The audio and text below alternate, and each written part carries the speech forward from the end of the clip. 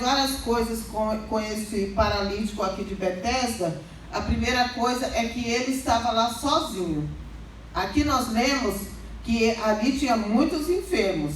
Realmente tinha muitos enfermos. Mas ali não tinha ninguém da família dele. Ali ele estava sozinho. Tinha muita gente, mas se fosse olhar, não tinha ninguém que estivesse ali para ajudá-lo. E muitas vezes na nossa casa a gente também pensa: eu estou aqui sozinha, eu não tenho ninguém para me ajudar, minha irmã não me ajuda, meu esposo não me ajuda, minha mãe não me ajuda, meu filho não me ajuda, eu estou sozinha. Eu estou sozinha, não tem ninguém por mim. E ele ali estava nessa mesma situação. Porque ali a Bíblia mesmo diz, nós lemos, tinha uma grande multidão de enfermos. Mas ele era um homem sozinho.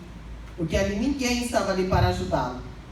Outra coisa que eu posso aprender também é porque enquanto nós pensamos que nós estamos sozinhos, nós perdemos a oportunidade.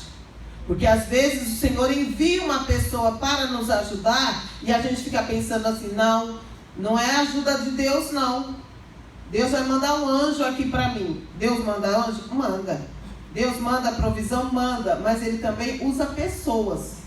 E às vezes a gente está passando por uma dificuldade e o Senhor envia uma pessoa para nos ajudar, para dar uma palavra, para levar um alimento, para levar um dinheiro que seja, um remédio, um consolo. E a gente fala: não, isso aqui não foi de Deus não. Isso aqui não é de Deus não. E Deus envia, mas a gente fica lá, preso naquela nossa solidão, achando que não, que nós estamos ali sozinhos e não tem nada resolvido. A outra coisa é que quando o Senhor chegou perto dele, aqui está dizendo que ele nem precisou fazer nada. Ele estava lá, no meio daquela multidão, e Jesus enxergou ele lá, porque Jesus já sabia que ia fazer um milagre na vida dele. Jesus enxergou ele e foi diretamente falar com ele. E ele ali quase que perde a oportunidade. Se a gente fosse olhar pelos nossos olhos humanos, ele ia perder a oportunidade de ser curado, porque quando Jesus perguntou para ele: o que você está fazendo aqui? Ele perguntou: você quer ser curado? O que ele respondeu para Jesus? Ele respondeu: mas acontece que quando o anjo vem para agitar a água aqui, não tem ninguém que me põe lá. Foi isso que Jesus perguntou para ele? Não. Jesus perguntou se ele queria ficar curado, porque Jesus estava vendo a situação dele, mas ele foi colocando um empecilho na frente. Bom, eu não posso, porque eu não tenho pernas para andar. Eu não tenho condição de chegar lá dentro do poço, onde tem água, do tanque onde tem água. Eu não posso ir, não tem ninguém que venha me ajudar. Eu estou aqui sozinho, aqui está todo mundo doente, eu não tenho condição de ir lá. E ele já estava perdendo a oportunidade, porque Jesus chegou para ele e perguntou: você quer ficar curado? E ele foi colocando esse monte de empecilho. E às vezes na nossa casa é assim também. No nosso trabalho, na nossa família, o Senhor fala para a gente que vai entrar na nossa casa, na nossa família, mas aí nós ficamos pensando: mas será que Deus vai fazer como, hein? Será que Deus vai mandar uma doença? Será que Deus vai deixar que ele tenha um acidente? Será que vai perder o emprego? Começamos a ficar pensando um monte de coisas que Deus, dando tipo uma ideia para Deus fazer, né? Porque a gente tem isso. Começa a falar assim: não, se Deus falou que vai salvar, então eu acho que Deus poderia colocar uma doença, poderia sofrer um acidente, Deus poderia fazer assim, Deus poderia fazer daquele jeito, e a gente fica dando ideia para Deus.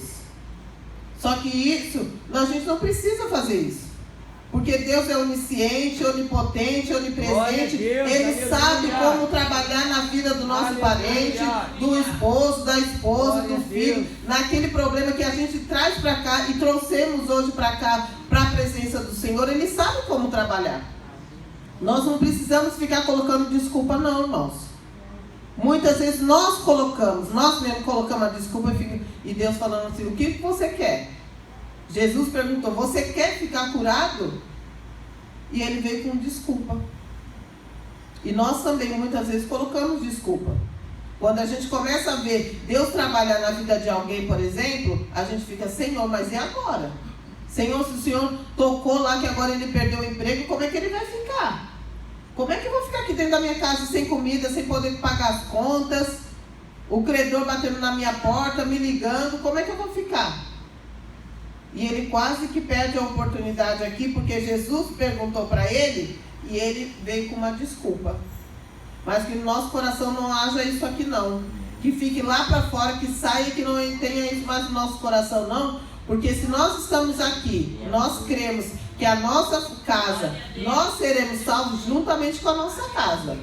Nós estamos aqui clamando esse mês todo, e esse ano todo, que é o ano da família, nós estamos clamando pela nossa casa, pela nossa família, e nós vamos ver o Senhor agir no meio da nossa casa e da nossa família. Eu creio que o Senhor vai entrar aqui, porque o Senhor conhece a casa de cada um aqui de vocês. E Ele pergunta para nós nesta manhã, vocês querem ficar curados?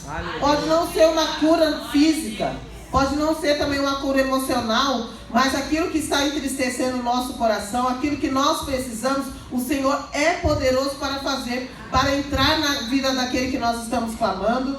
Nós vemos aqui muitas fotos, temos peças de roupas aqui, porque nós cremos no poder de Deus. Cada um que vem aqui, que se deslocou da sua casa para vir aqui, é porque crê que o Senhor pode fazer. Aleluia. E nós cremos, por isso nós estamos aqui, nós clamamos, oramos, porque cremos que o Senhor ouve e responde. Aleluia. E quando o Senhor perguntar para nós, você quer ficar são? Que nós tenhamos sabedoria e falar, Senhor, nós estamos aqui apresentando para o Senhor, é isso aqui, Senhor. Não ficar dando ideia para Deus não, porque Deus não precisa de ideia. Mas colocar lá, Senhor, é minha filha, é o meu filho, é o meu esposo. É isso que está acontecendo. Preciso de salvação na minha casa, preciso da salvação na minha família, preciso de alguma coisa extraordinária no meu trabalho, na escola, na faculdade, não importa. E Deus precisa que nós falemos, precisa, porque nós precisamos verbalizar e falar, Senhor, eu estou entregando na tua mão. Porque quando nós viemos aqui e colocamos na mão do Senhor, é na mão de Deus. Não é porque a irmã vai orar, porque o irmão vai orar, o pastor vai ungir, não. É porque nós estamos colocando na mão do Senhor. Porque é na mão dele que está a força, na mão dele é que está o poder, e todo o poder está nele. Ele é o poder, ele pode fazer qualquer coisa. Mesmo que para nós é impossível. Eu acho que eu já falei aqui que para o meu irmão mais velho, por exemplo, quando ele começou a fazer a faculdade, ele se transformou num ateu. Ele ficava rindo, falando que a gente nem precisava orar, porque sempre, toda semana tinha culto de oração lá na minha casa, na casa da minha mãe, e ele ficava rindo. Já vem vocês com essa bobagem de novo, e ele não acreditava. Mas a gente sempre orando, Senhor, salva o Marcos, salva o Marcos, salva o Marcos. Sempre orando, sempre orando.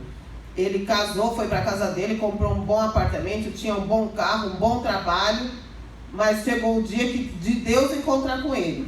Ele perdeu o emprego, ficou sem nada, e só a esposa dele trabalhando, mas aí ele se viu em aperto. Ele viu que ele precisava, era de Jesus na vida dele. Aleluia. E através dessa perda de emprego, é que ele voltou para os braços do Senhor.